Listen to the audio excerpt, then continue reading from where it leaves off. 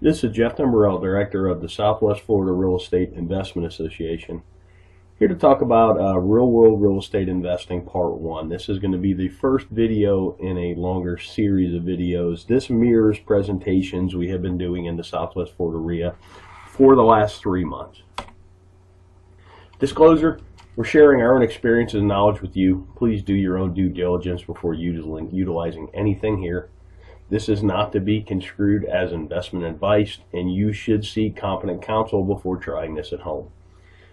In the past 3 years, we've assisted and advised and had ownership interests in several private equity entities that employed over $14 million in capital in the Florida market, which gave us not only unique insight as to the amount of business we've done, it also gave us some great insight into how institutionalized investors employ capital.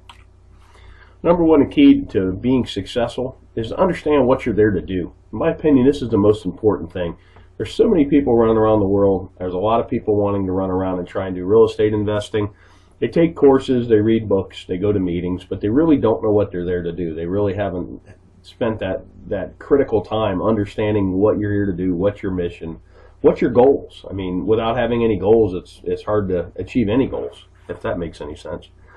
From our experience, the clearer the plan you have, you will be able to operate with a margin of safety. And that's the key word in this business, a margin of safety, because the ones that survive, last, and grow true wealth are the ones that don't make mistakes or make mistakes that you can recover from. Investing in real estate.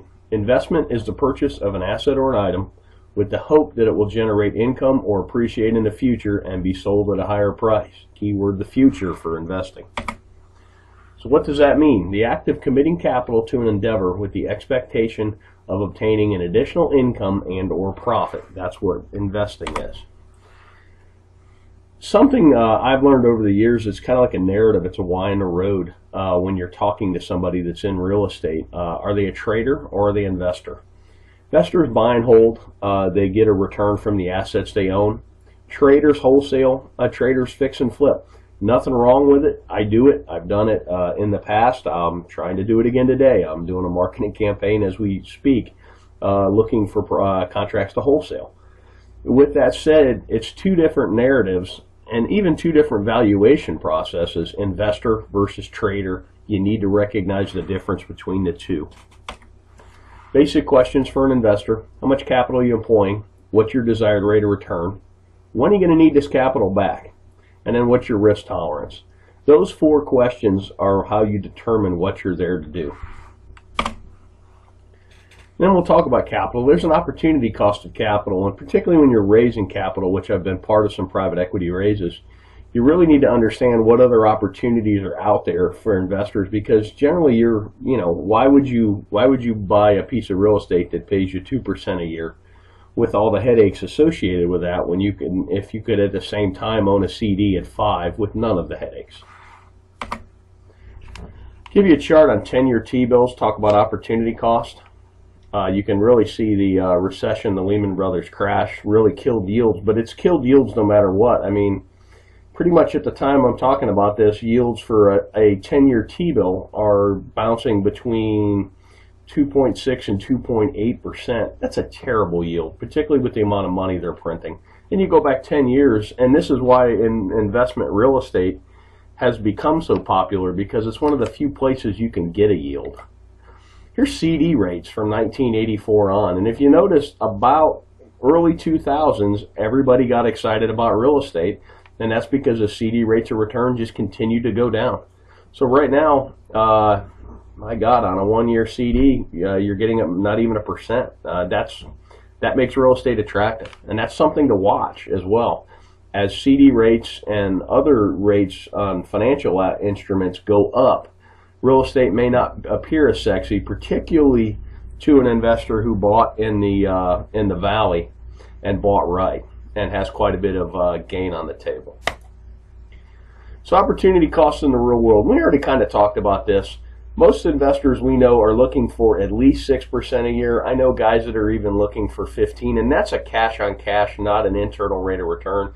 That would be a whole nother video that could be a whole day's worth, understanding the difference between the two. But what here I'm talking about is a yearly cash on cash return.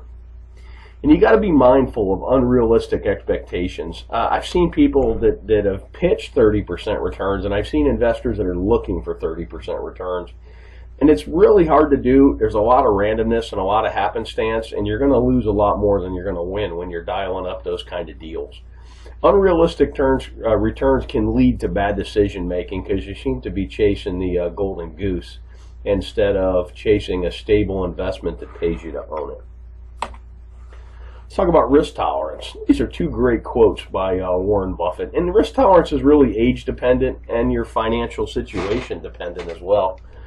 But here's a great quote. Look at the market fluctuations as your friend rather than your enemy. Profit from folly rather than participate in it. And that's most real estate investors. You're supposed to be a contrarian. I kind of put the world in, you're either a salmon or you're a lemming. You're either running with the crowd or you're running against the crowd. And here's another great one. The main danger is that the timid or beginning investor will enter the market at a time of extreme exuberance and then become disillusioned when the paper losses occur. The key is to not panic and do math-based risk assessments and then math-based evaluations and then sit down and decide what you're doing. You could have bought a home in Cape Coral, Florida at the height of the market at $320 and paid cash, held it all the way through the crash, and still got a better rate of return than CDs, and it's a terrible investment because your basis is so high. Or if you trade it out, you would literally be losing money. But it's sad but you actually would have outperformed the CD, and that's kind of a interesting thing. We did some case studies of people that had bought at the top and had they held and if they had mortgages, and I think that video is on our YouTube channel as well. Thanks for watching. You can always check out our website at swflreia.com. There should be a link at the bottom of this video. If you're on our website, put yourself on our mailing list. We send out a lot of foreclosure information. We send out our meeting notices, and we also from time to time send out information like this. I hope this information is useful to you, and make it a great day.